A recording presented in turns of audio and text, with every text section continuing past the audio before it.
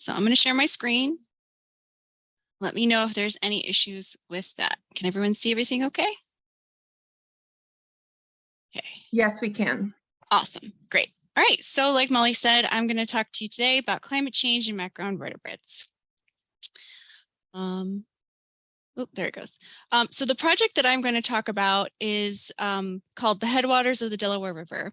So this project is funded by grants from the National Fish and Wildlife Federation, as well as the Pennsylvania DEP Growing Greener program. And we collaborated with a couple different organizations like Bloomsburg University, Water Policy Pathways, and of course, Friends of the Upper Delaware River. All of the data that I'm going to show you today was collected in 2021 and the spring of this year, as well as some of the summer months. We do hope to sample a little bit in 2023 to ensure that we have a complete data set, but we're waiting to see if Bloomsburg University has the capacity to do that. So what's the first study? So Pennsylvania and New York have climate change action plans to protect waterways and increase resilience of natural systems, and this includes our water resources.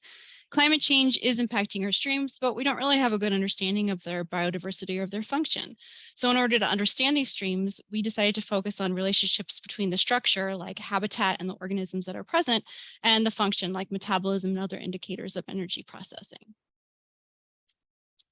So now let's talk a little bit about where we actually decided to sample. We chose 50 sites and we split those up between 2 years, so 25 sites each year. Our parameters included that the sites had to have more than 50% forest in the watershed, no more than 10% wetlands in the watershed, and no more than 2% of wetlands that were local to the stream itself. The watershed area had to be small, between 1,000 and 4,000 kilometers and acres, and no major point source pollution upstream. So here's a map. You can look at, see all of our sites. The orange ones are 2021 and the blue ones are 2022. So we went as far north as Arctic China State Forest, all the way up here. Beautiful, beautiful location. And we went as far south as Jim Thorpe. So let's talk about fieldwork. Now we know where to go. Let's talk about what we did in the field. Over 2 years and at 50 sites, we collected bugs, water, and we assessed habitats between the months of April and May. Bloomsburg University collected diatoms and installed their loggers in July, and then those loggers were left in the streams itself anywhere from like 2 to 6 months. The reason why they want to go back out next year is because some of the storms actually washed those loggers away. So in order for us to get a complete data set, we have to go back and install those loggers for another couple months in the summer. So what do we collect? We collected macroinvertebrates, of course, using kick nets and Cerber samplers. We did habitat assessments using the high gradient EPA RQI. We did some water chemistry, so we would do water, a YSI in stream on site, which would give us basically a snapshot in time on that day and that time. And we also collected water cubes, and basically that water was filtered and then analyzed later for things like dissolved oxygen, pH, phosphorus, nitrogen, total suspended solids. Algae was collected, diatoms and biofilms, and then for metabolism, we would get that from the loggers, and that's collecting things like long-term temperature changes, pressure, and oxygen. Finally, the most exciting thing that we collected was DNA, and I'll talk a little bit more about that later.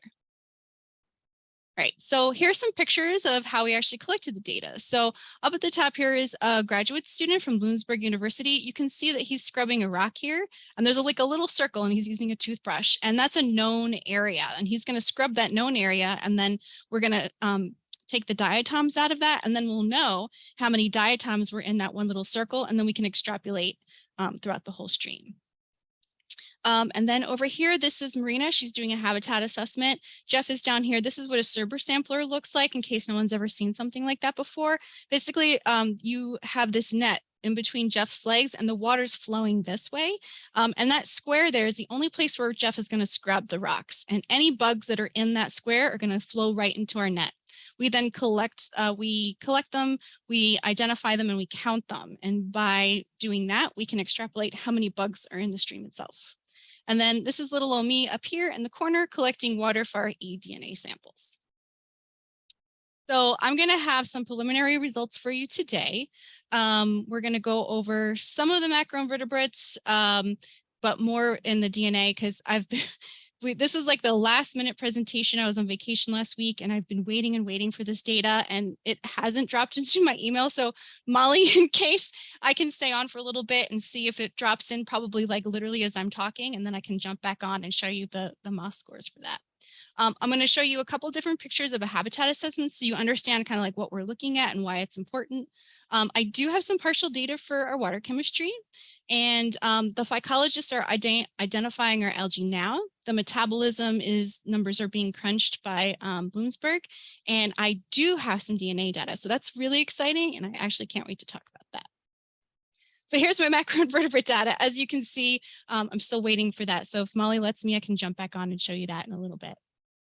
All right, so let's talk about our habitat quickly. So here's a beautiful flow of a stream, and this is a site that we called Whitaker Brook. Looks really pretty, right? But I want you to notice a couple of things, and this is what we look at when we go to the streams. One, only one side of the stream is covered by vegetation. Also, I don't know how many of you know your vegetation well, but this is an invasive species. This is honeysuckle, so it's invasive, not a lot of native stuff. And three, the other side of this stream is almost completely open. I see like one tree, one sad tree sitting there in the middle and a stump. So this isn't a bad stream, but it's not really good either. And so when we do our overall scores, this stream actually scored poor. You can see that it doesn't have a lot of twists and turns. It's pretty straight. And there's not a lot of shade. You can see a lot of the sunlight. And really, there's not a lot of variations also in the type of flow that's going through the stream. So now let's look at this stream. This is Bouchot Brook. This one scored good. So it's not great, but it's not bad either. Note that we have a lot more riparian cover. You can't see through the trees. The vegetation is very dense on both sides. You can see a lot of big boulders and riffles and pools. And this is also good. We want a lot of diversity in the habitat for those animals to colonize. Now, this is one of our best streams. This is Aquagga Creek from Aquagga Creek State Park, I believe. It's in New York. This place is beautiful. I was amazed constantly the whole time we were there. Absolutely gorgeous. This is a stream scores as a very good. And as you can see, we have pools here. It's wide. There's riffles here. It has a turn down the corner. I can't see through these trees. There's both good tree cover on both sides. There's so much tree cover that all I see is shade on the stream. I see a little patch of sunlight here, but most of it is shady. We really need shady. And I'll explain that when we get to the chemistry.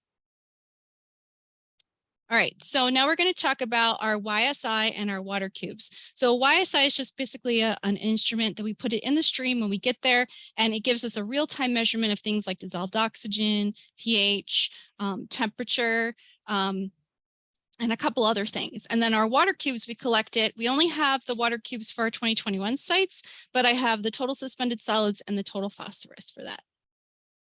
So here's temperature. As I'll just say this, the time of day that we went will impact how cold or how warm the stream is. So just keep that in mind. And also these are all snapshots in time.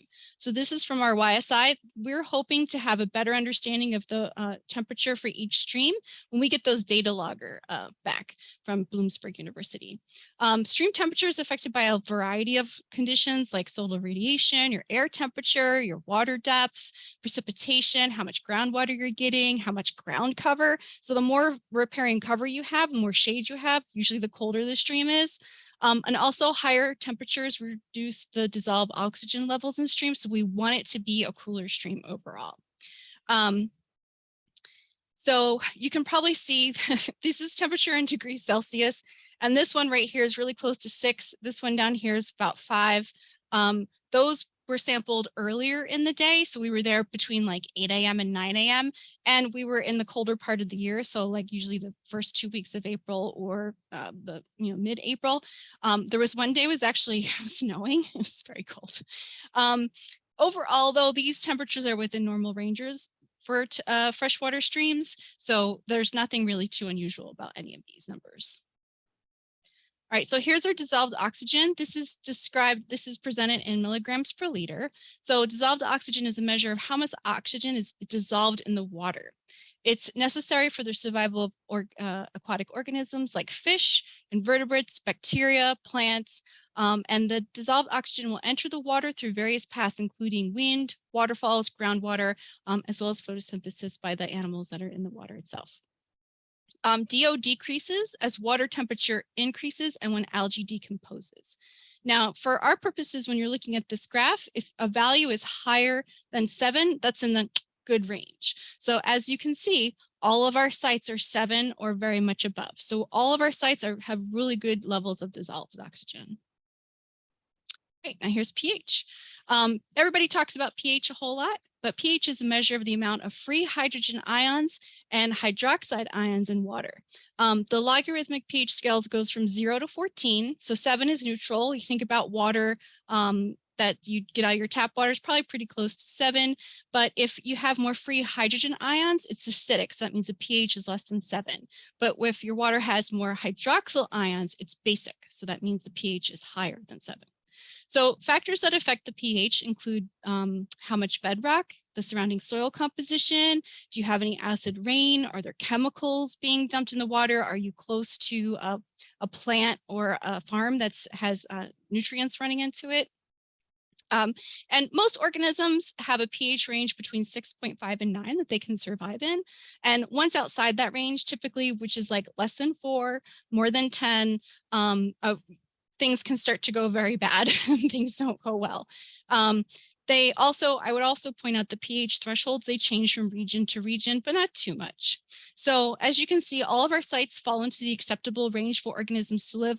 There is one site here that is close to 4, and I'm not quite sure about that data point. I have to look a little bit more into it. It could be that our instrument wasn't recording something properly or another version, but again, this is something that we're hoping to have data backed up with from Bloomsburg from their long-term loggers. All right, so here's total suspended solids. This is a measure of the concentration of the suspended solids in the water column, and we basically filter it, and how much is in that filter is what we count, and it's in milligrams per liter. The suspended solids can be a whole bunch of different things like silt, sewage, decaying plant or animal matter. If you think of like a high TSS concentration, think about like when you're looking at a stream and it looks kind of muddy or like dirty or like chocolate milk. That's when you know you have a lot of total suspended solids in there. This diminishes your light penetration. This can increase your stream temperature. It decreases photosynthesis. And if we can't get our photosynthesis going, that reduces the ability of the algae to produce food and dissolved oxygen available for other species. So 3 of our sites actually fall into the poor range for total suspended solids. So this is right here is the west branch of the Monguap River. This is Raymond's Kill Creek, and this is Page Pond Brook. And I have a few suspicions of why these are a little bit higher. In particular, Raymond's Kill Creek and Page Pond Brook, they dry up very quickly during the season. And so I think that it's just, we didn't have enough water at the time, and so total suspended solids actually has a higher value than probably what is present. I'm not quite sure about the west branch of the Monguap. Again, I hope to have more information from Steve Ryer and Bloomsburg University. All right, here is total phosphorus. This is the sum of all the inorganic phosphorus forms, and we express it in milligrams per liter. It's an essential nutrient for aquatic plants and animals. High phosphorus concentration can cause an overabundance of plant growth, like algal blooms. I'm sure you heard of harmful algal blooms. Where do we get phosphorus? Well, you can get it from wastewater treatment plants, runoff from fertilized lawns and croplands, runoff from animal manure, septic systems, and industrial effluent.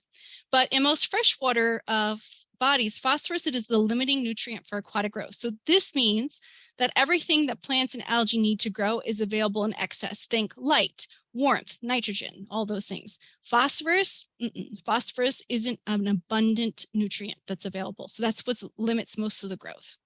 So levels above 0.01, which is right here, are considered poor. So actually only one of our sites falls into this category, and coincidentally, it's Raymond's Kill Creek again. Most of our sites fall into the good category, which are values below 0.05, which is right here. All right, so DNA.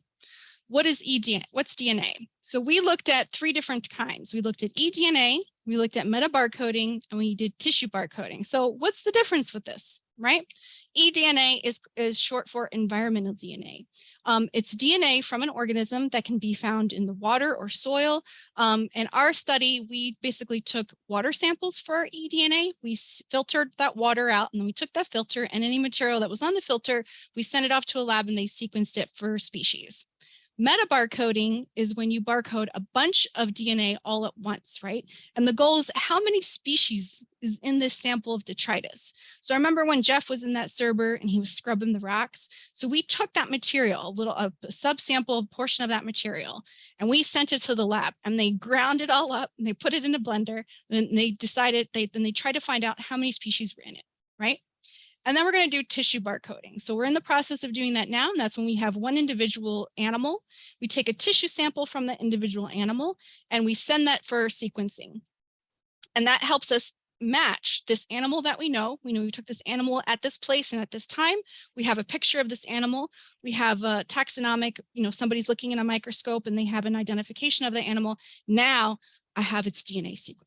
So now we have all the things. And we sequence 2 different genes. The first one is called CO1. Maybe some of you have heard of this. It's a mitochondrial gene. And then we use the 12S, which is an RNA gene. Okay, so here are some of our findings. The first one is fish. So we did look at a whole bunch of different fish, but we were most interested in brook trout. So brook trout DNA was found in 3 of our samples, the species brook trout, Berry Run, Vandermeer Creek, and Bouchou Brook. But the DNA from the fish in the genus Salvinius, which is the same genus, was found in those streams as well as Kepper's Run, Aquaga Creek, Dry Brook, Little Beaver Kill, and a tributary of Wynkoop Brook. And here's a list of the 15 other species of fish that we found at various other sites. So I haven't been able to map this out yet. I've literally just got this data back as well too, which is very exciting, but it's a whole lot of stuff to go through. But it is good for us to be able to know that we can see these species. All right, so just for fun, I thought I would put this on a map. So if you remember our map before of where all those different sites were. So this is 2021 sites, but these are only the 2021 sites where we found DNA of brook trout. And I just want to make one note because I know everyone probably has a lot of questions. Just because we didn't find brook trout DNA at every single site doesn't mean that it's not there. So it could be that we collected the water sample and there just wasn't brook trout DNA in that sample for whatever reason. Maybe they had already moved downstream from us. Maybe we went to the wrong time of day. Maybe I didn't collect enough water to find it. So all my data says is that these sites I found brook trout out. That's the only thing I can say with any type of certainty. All right, and I know Andy and Don are on the call. So Andy and Don, we found 7 species of mollusks. 3 of those were bivalves and 4 of those were gastropods. The one that I thought was really odd was that we found a marine bivalve in there, and I'm not sure why. It could be that there's an error in the genetic sequencing that shows that the specimen is there, even though it's not really there. So there could be some, open for errors. Now, the really exciting part, here's our bugs. 335 species were detected in our 2021 samples. This is amazing. It just blows my mind. It's so exciting. Here's some examples of the different types of bugs that we found. This is a stonefly. This is a stonefly. These 2 here are caddisflies. This is Glossostomatidae. This is Phylopotamidae. Phylopotamidae actually make little nets. This is the genus Dilophilodes. This was actually pretty common. Tanya, I'm sorry to interrupt, but we can't see your mouse when you're pointing at things. Oh, sorry. That's okay. I'm pointing on the other screen, not on this one. I apologize. Sorry, so this is a stonefly here, and this is a stonefly here. This is Glossostomatidae, and this is Dilophilodes. This is a mayfly called in the genus Baetis. This is actually one of the most abundant macroinvertebrates we found in all of our samples. And I can concur, having to identify a lot of these, there's a lot of Baetids in these streams.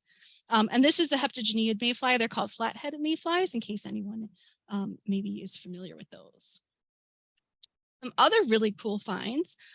We had 60 species of amphibians, including the American toad, the Fowler's toad, a green frog, the pickerel frog, the northern two-line salamander, and the eastern newt. And we actually saw the eastern newt on our very last day of sampling.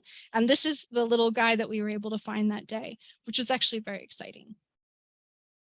All right, so how does all this relate to climate change? I've been going on and on about bugs and DNA and all this other stuff, right? So how does it relate to climate change? So let's go back to the first two things I said.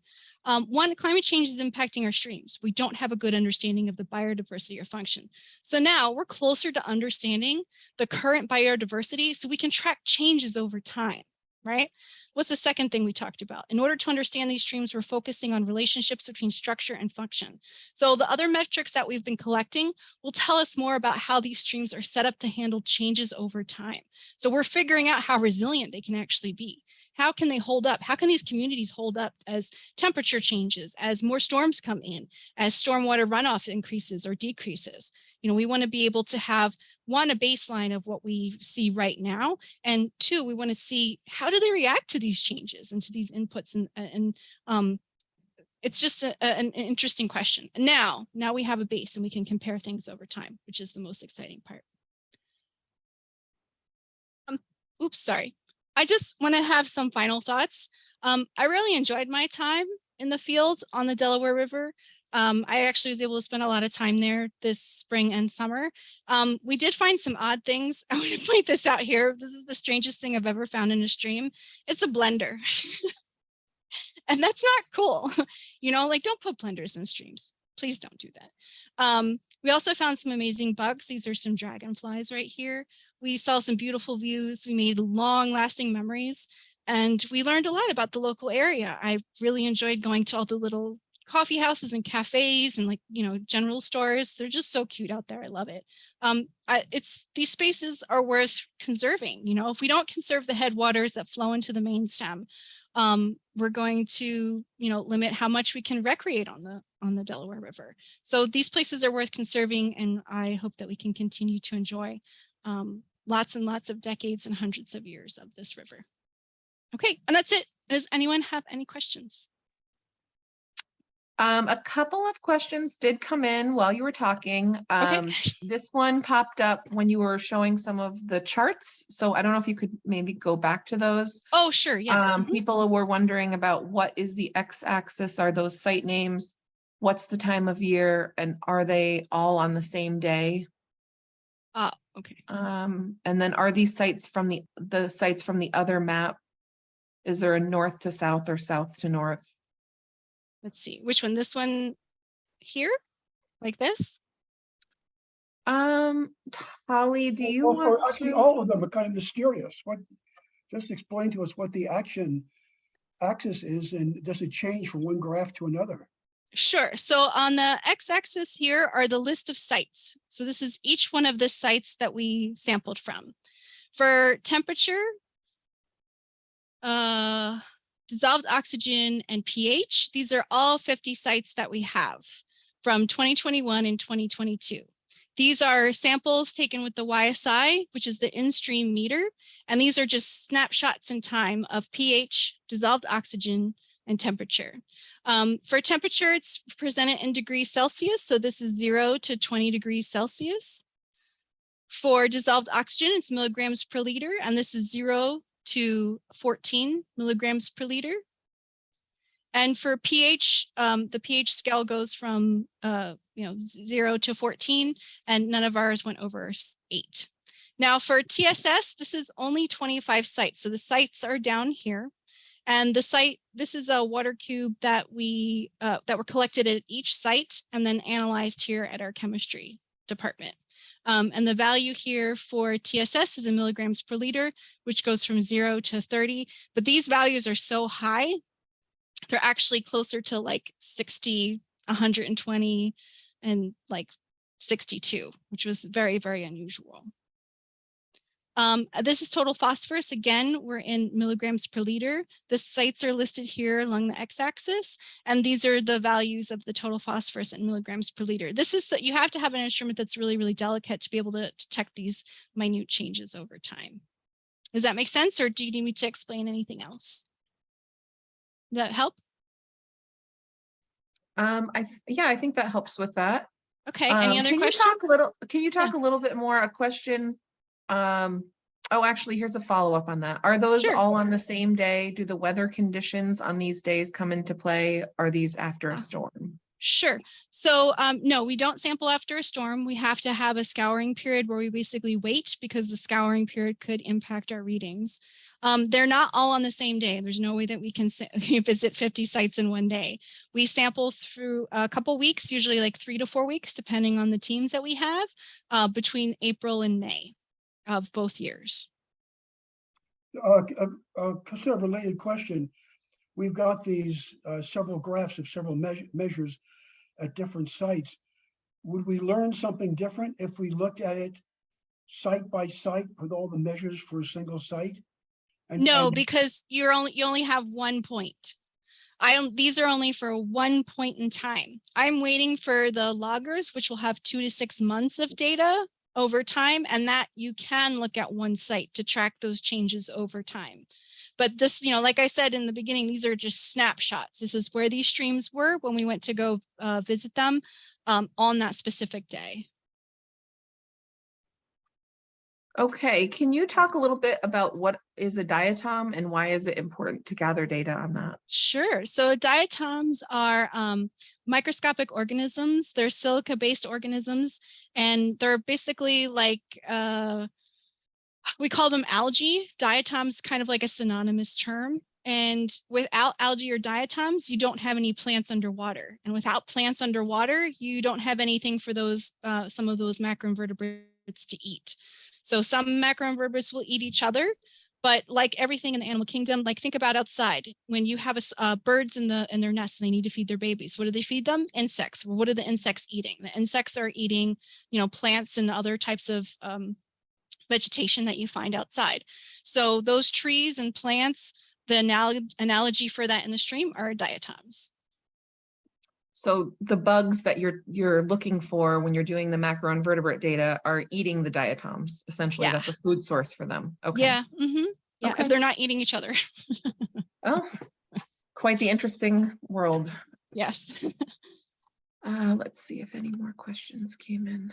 It looks like that is the end of the questions that have come in so far. Okay. I just want to add to this that this work is funded by a grant. Let's see, was it from 2020, I believe? Yes.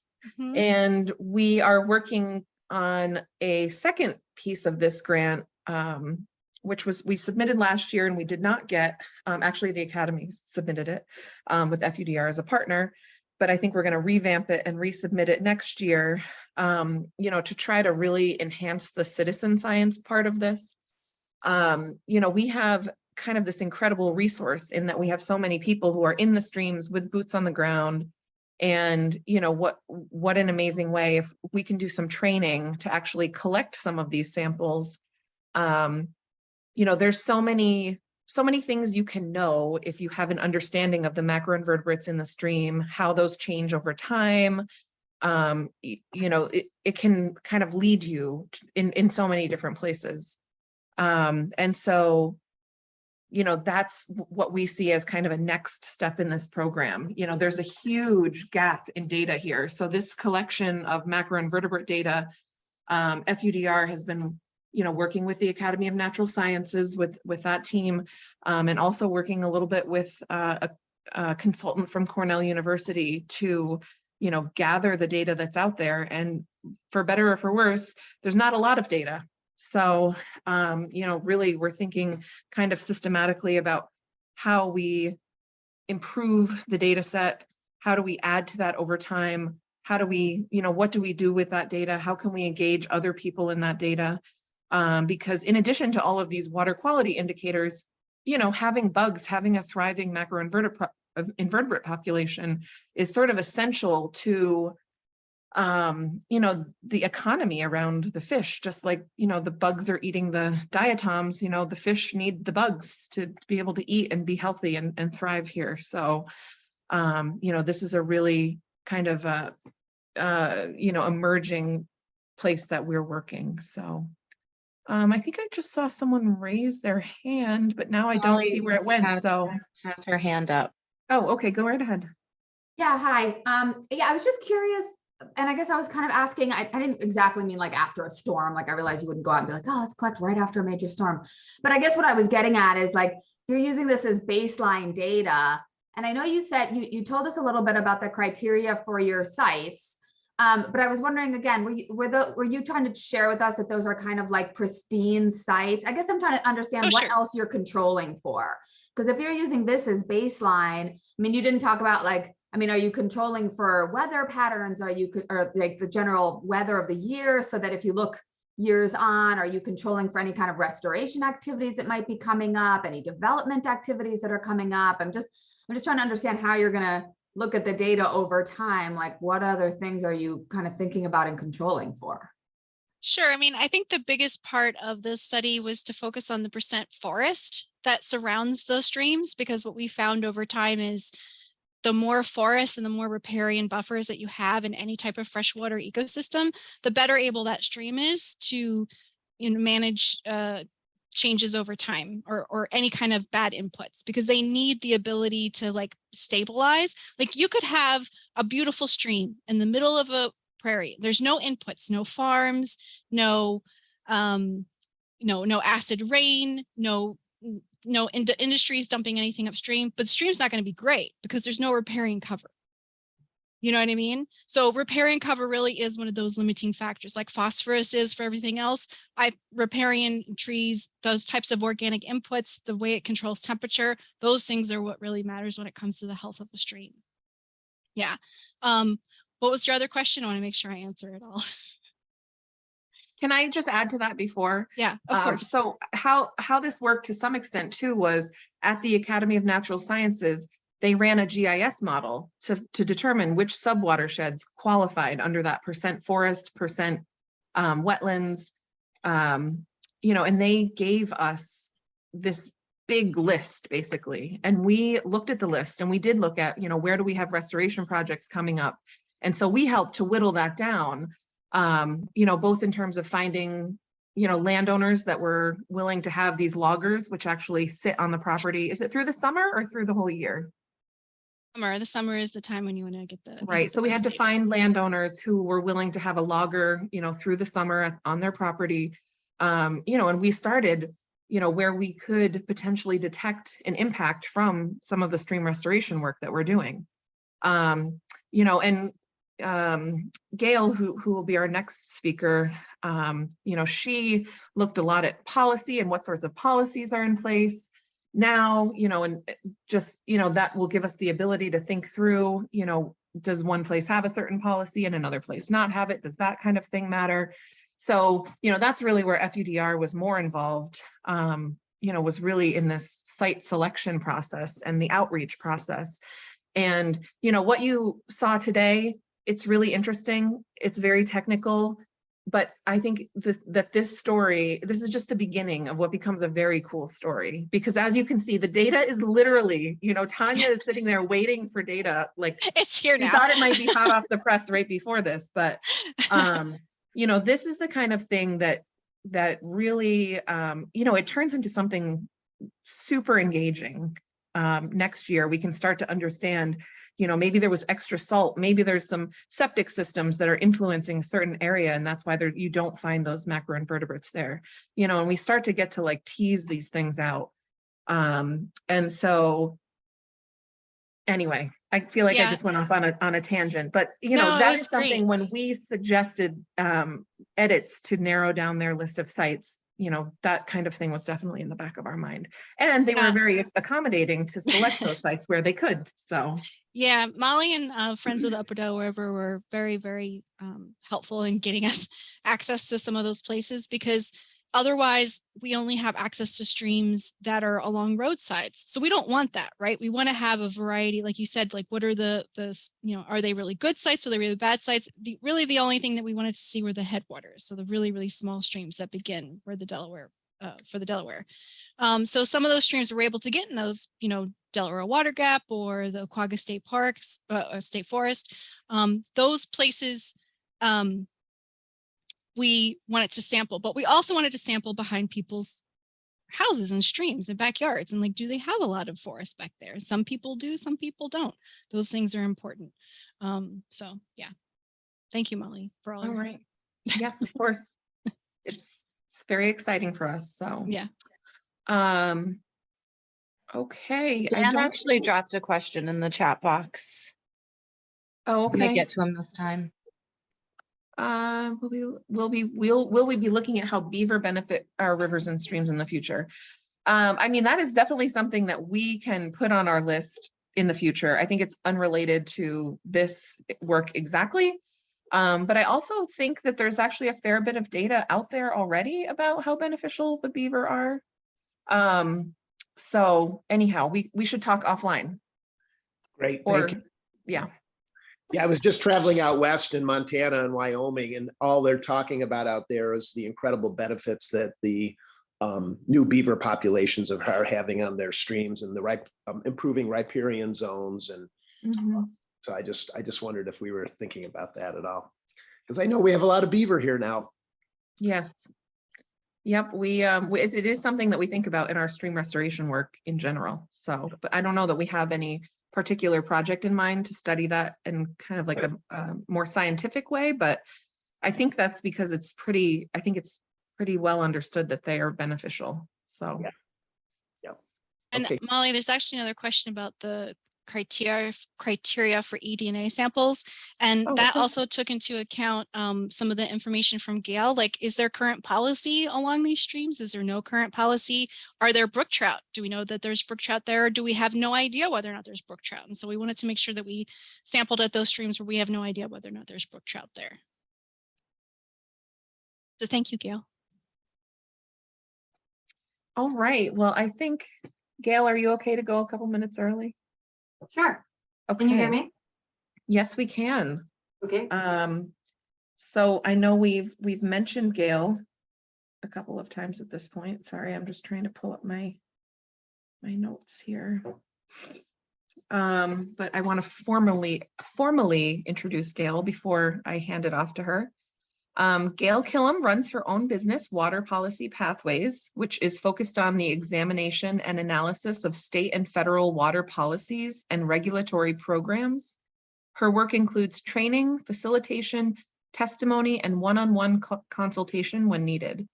Gail has been working on Delaware River Basin policy and regulatory programs for almost a decade.